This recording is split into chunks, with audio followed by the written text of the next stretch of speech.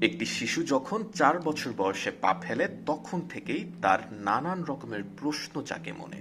যেমন, সে কিভাবে এলো, তার শারীরিক অঙ্গ প্রত্যঙ্গগুলোর নাম কি, আরো অনেক ধরনের কৌতূহলী প্রশ্ন। তবে সব থেকে বেশি যে প্রশ্নটি জাগে এবং প্রায়শই আমরা এড়িয়ে যাই তা হলো তার প্রজননতন্ত্র বিষয়ক প্রশ্ন, যার কারণে শিশুরা বড় হতে হতে নিজেদের মতো করে বিভিন্ন সূত্রে ভুলভাল তথ্য জেনে নেয়, যা একই সাথে ভীষণ বিপজ্জনক এবং অস্বাস্থ্যকর হতে পারে। বাড়ন্ত বয়সী এই কিশোর কিশোরীদের জন্য যেন তথ্যের বিভ্রান্তি সৃষ্টি না হয়, সেজন্য প্রজননতন্ত্র কি এবং তা কিভাবে কাজ করে সে বিষয়ে চলুন জেনে নেওয়া যাক। আমাদের শরীরের বিভিন্ন অংশের মতো প্রজননতন্ত্র একটি বিশেষ জৈবিক ব্যবস্থা, যা কিনা বংশবৃদ্ধি কিংবা নিষিক্তকরণ আরো সহজ ভাষায় একটি নতুন প্রজন্ম সৃষ্টি এবং তার রক্ষণাবেক্ষণ করে থাকে। পুরুষ এবং নারীর প্রজননতন্ত্রে বিশেষ কিছু পার্থক্য রয়েছে, যা আমাদের লিঙ্গ নির্দেশ করে থাকে এবং লিঙ্গের পরিচিতি দিয়ে থাকে। তবে শুধুমাত্র বংশবৃদ্ধি এবং লিঙ্গ নির্দেশনায় কি প্রজননতন্ত্রের কাজ? নতুন একটি জীবন উৎপাদনের বাহিরেও প্রজননতন্ত্রের বেশ কিছু কার্যকারিতা রয়েছে, যেমন শরীরের তাপমাত্রা নিয়ন্ত্রণ, পুরুষের অন্ডকোষ এবং নারীদের ডিম্বাশয় থার্মোরেগুলেশন প্রক্রিয়ার মাধ্যমে শরীরের তাপমাত্রা নিয়ন্ত্রণে সহায়তা করে।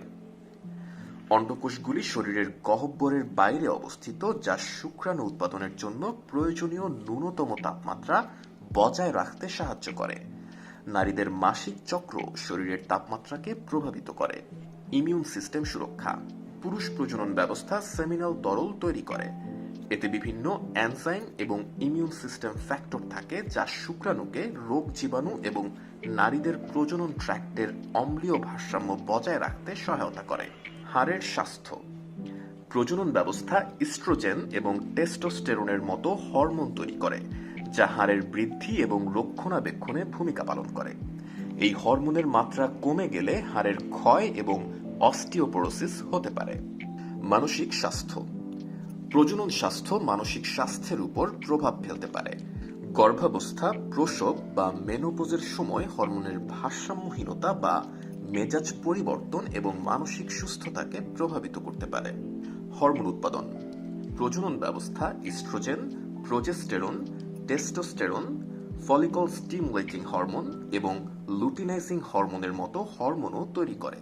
এই হরমোনগুলি মাসিক চক্র, শুক্রাণু উৎপাদন এবং অন্যান্য প্রজনন প্রক্রিয়া নিয়ন্ত্রণ করে।